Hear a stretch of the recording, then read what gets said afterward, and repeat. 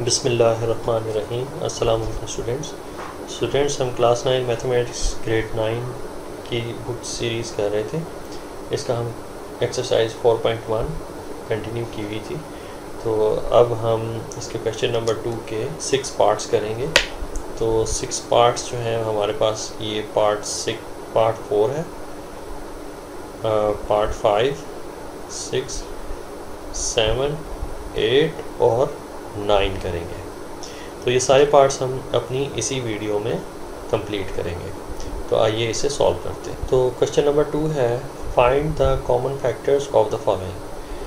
तो हमारे पास पार्ट 4 में जो कॉमन फैक्टर्स हैं, जो पार्ट 4 में जो हमारा क्वेश्चन है वो है b³ minus b² plus b। तो इन तीनों टर्म्स में से हमें कॉमन फैक्टर्स निकालने हैं। तो ये ट्राइनोमियल है, ट्राइनोमियल के हमें कॉमन फैक्टर्स फाइंड करने हैं। तो सबसे पहले मैं इस क्वेश्चन को कॉपी डाउन कर लेता हूँ। तो ये हमारे पास है b³ minus b² plus b। तो जैसा कि आप देख सकते हैं कि इनमें जो कॉमन है वो ओनली 1b है। तो अगर हम इसको लिखना चाहें तो इस तरीके से भी मैं एक्सप्लेन कर सकता हूँ कि b³ is equal to b multiplied by b multiplied by b। तो ये हमारे पास हो जाता है b³, और b² जो है हमारे पास वो होगा b मल्टीप्लाइड बाई b। तो ये हो जाएगा b मल्टीप्लाइड बाई b, और b जो है हमारे पास ओनली 1b है। तो अगर हम इसके कॉमन फैक्टर्स फाइंड करें तो हमारे पास only this pair is completed. Only एक पेयर जो है b का हमारा कंप्लीट होता है, तो इसका जो है आंसर b आता है। तो b ही इन तीनों में हाईएस्ट कॉमन फैक्टर है। तो कॉमन फैक्टर को जो है मैं बाहर निकालता हूँ, और जो ब्रैकेट के अंदर रहेंगी वैल्यूज़ वो सारी की सारी अनकॉमन होंगी। तो b को अगर मल्टीप्लाई करें b² से तो हमारे पास आता है b³। आगे है हमारे पास माइनस का साइन, तो प्लस यहाँ है तो फिर यहाँ पे हमें माइनस ड्रॉ करना पड़ेगा, क्योंकि प्लस माइनस जार माइनस। और यहाँ पे हम लिखेंगे b, क्योंकि b times b is b²। और यहाँ पे प्लस का साइन है, और हमें यहाँ पे खाली 1 लिख देना है, क्योंकि b टाइम्स 1 इज़ b। तो इस तरीके से हमने इसको फैक्टराइज कर दिया। ये है हमारा फाइनल आंसर। अब हम चलते हैं अपने अगले पार्ट की तरफ। तो पार्ट 5 है हमारा 3a² माइनस 9ab²। तो 3 और 9 में सबसे पहले हमें जो है वो हाईएस्ट कॉमन फैक्टर फाइंड करना है। तो सबसे पहले मैं क्वेश्चन को नोट डाउन कर लेता हूँ। ये है 3a² माइनस 9ab²। तो 3 और 9 में जो कॉमन है वो 3 का टेबल होता है, क्योंकि 3 इटसेल्फ भी अपने टेबल में आता है, और 3 जो है वो 9 को भी डिवाइड करता है। तो दोनों में कॉमन जो है वो 3 है, और a भी कॉमन है, और b जो है वो भी कॉमन है।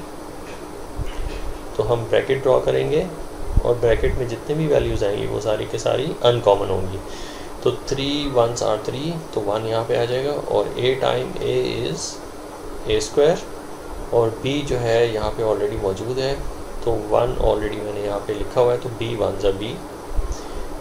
तो यहाँ माइनस का साइन है, हमने यहाँ पे माइनस साइन ड्रॉ कर देना है, क्योंकि प्लस माइनस जार माइनस होता है। और 3 3s are 9, और a 1s are a, b times b is b²। तो इस तरीके से हमने इसको फैक्टराइज कर दिया। ये है हमारा फाइनल आंसर। तो अब हम चलते हैं अपने अगले पार्ट की तरफ। पार्ट नंबर 6 है हमारे पास a²b प्लस ab²। तो इसको मैं लिस्ट डाउन कर लेता हूँ यहाँ पे, a²b प्लस ab²। तो क्लियरली हमें नज़र आ रहा है कि a और b दोनों जगह पे कॉमन है, और यहाँ पे a² है, यहाँ पे खाली a है। तो इसमें से जो सबसे छोटा होगा वो हाईएस्ट कॉमन फैक्टर होगा। तो a as a highest common factor दोनों टर्म्स में से बाहर निकल आएगा, और यहाँ पे b की पावर जो है वो 1 है, और यहाँ b की पावर 2 है। तो इनमें से जो सबसे छोटा होगा वही इसका हाईएस्ट कॉमन फैक्टर होगा दोनों टर्म्स का। तो b को मैंने जो है वो जितने भी कॉमन्स हैं वो मैंने बाहर निकाल लिए, तो ब्रैकेट के अंदर जो है जितने भी अनकॉमन्स हैं वो आएंगे।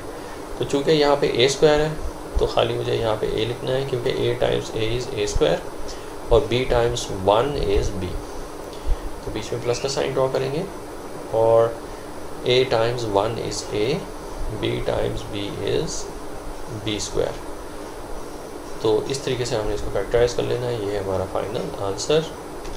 अब हम चलते हैं अपने नेक्स्ट पार्ट की तरफ, पार्ट नंबर 7 की तरफ। इसमें भी स्टूडेंट्स हमें जो है कॉमन्स फाइंड करने हैं, हाईएस्ट कॉमन फैक्टर्स जो है फाइंड करने, फैक्टराइज फॉर्म में लेके आना है इसको।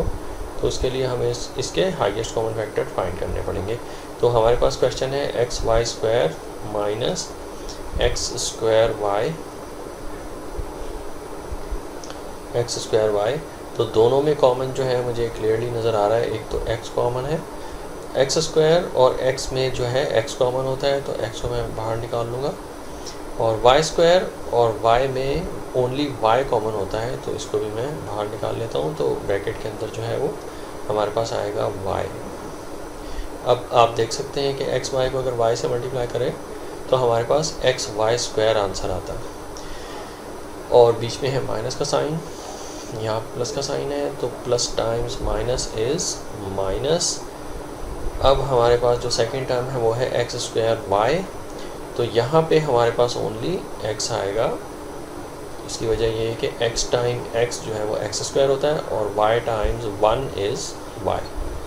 तो अंडरस्टूड है 1 साथ होता है तो उसको लिखने की ज़रूरत नहीं होती। तो इस तरीके से हमने इसको फैक्टराइज कर दिया। ये है हमारा फाइनल आंसर। अब हम चलते हैं अपने नेक्स्ट पार्ट की तरफ। तो नेक्स्ट पार्ट है हमारे पास पार्ट 8। पार्ट 8 है 12x square Y plus 2y। तो दोनों में कॉमन 12 और 2 में जो कॉमन है वो है ओनली 2। तो अगर हम इसको देखना चाहें तो कुछ इस तरीके से देख सकते हैं। इसके हाईएस्ट कॉमन फैक्टर जो है वो इस तरीके से फाइंड कर सकते हैं कि दोनों ही इवन नंबर है तो 2 1 2। तो स्मॉलेस्ट प्राइम नंबर 2 से स्टार्ट करेंगे डिवाइड करना, 2 1 2 2 6 12। तो 1 और 6 जो है पीछे रिमेनिंग बचता है। तो हमारे पास जो हाईएस्ट कॉमन फैक्टर निकल के आया वो है 2। तो 2 ही हमारा हाईएस्ट कॉमन फैक्टर है। तो इसको इन दोनों टर्म्स में से मुझे एज अ कॉमन बाहर निकालना है। सबसे पहले मैं इसको कॉपी कर लेता हूँ क्वेश्चन को। तो 12x square Y plus 2y, जैसे कि मैंने आपको बताया 12 और 2 में जो कॉमन है वो है 2 का टेबल, क्योंकि 2 के टेबल में 12 भी आता है और 2 इटसेल्फ भी आता है। और इसमें कॉमन जो है x कॉमन नहीं है और y जो है कॉमन है। इन दोनों में, दोनों टर्म्स में जो कॉमन है वो है 2 और y। तो हमने y को भी जो है एज अ कॉमन फैक्टर बाहर निकालना है। तो अब हम जो है अनकॉमन की लिस्ट जो है ब्रैकेट के अंदर लिखेंगे। तो 12 6 2 6 आर 12 और एक्स स्क्वायर आएगा इसके साथ, क्योंकि ये अनकॉमन है। और चूँकि बीच में प्लस का साइन है, प्लस का साइन ड्रॉ करेंगे, 2 1 2 हो जाएगा और y टाइम 1 इज़ y हो जाएगा। तो यहाँ पे खाली 1 आएगा, क्योंकि 1 को 2y से मल्टीप्लाई करें तो हमारे पास 2y आंसर आता है। तो इस तरीके से हमने इसको फैक्टराइज कर दिया। ये है हमारा फाइनल आंसर। अब हम चलते हैं अपने नेक्स्ट पार्ट की तरफ। लास्ट पार्ट जो है हमारा पार्ट 9 है। पार्ट 9 जो है हमारे पास है 5r square s minus 10r s square. तो 5 और 10 में जो कॉमन होता है वो है 5 का टेबल। तो हाईएस्ट कॉमन फैक्टर जो है इसका जो है वो 5 है नंबर्स का। तो सबसे पहले मैं इसको लिख लेता हूँ इस क्वेश्चन को। This is 5r square times s minus 10 times r times s square. तो 5 और 10 में जो है, जैसे कि मैंने आपको बताया, 5 जो है हाईएस्ट कॉमन फैक्टर है, इसे हम जो है वो बाहर निकाल लेंगे। और r जो है r स्क्वायर यहाँ पे है और r यहाँ पे है, तो इन दोनों में जो सबसे छोटा होगा वही हाईएस्ट कॉमन फैक्टर होगा। तो r को भी हम जो है एज ए कॉमन फैक्टर बाहर निकालेंगे। और s की पावर यहाँ पे 1 है और s की पावर यहाँ पे 2 है। तो ओनली जस्ट जो स्मॉलेस्ट होगा वही हाईएस्ट कॉमन फैक्टर होगा। तो स्मॉलेस्ट s को हम बाहर निकालेंगे। तो ब्रैकेट के अंदर जो है अनकॉमन होंगे सारे के सारे। आप देख सकते हैं 5s इधर भी है, यहाँ पे भी है। तो 5s और r times r is r square.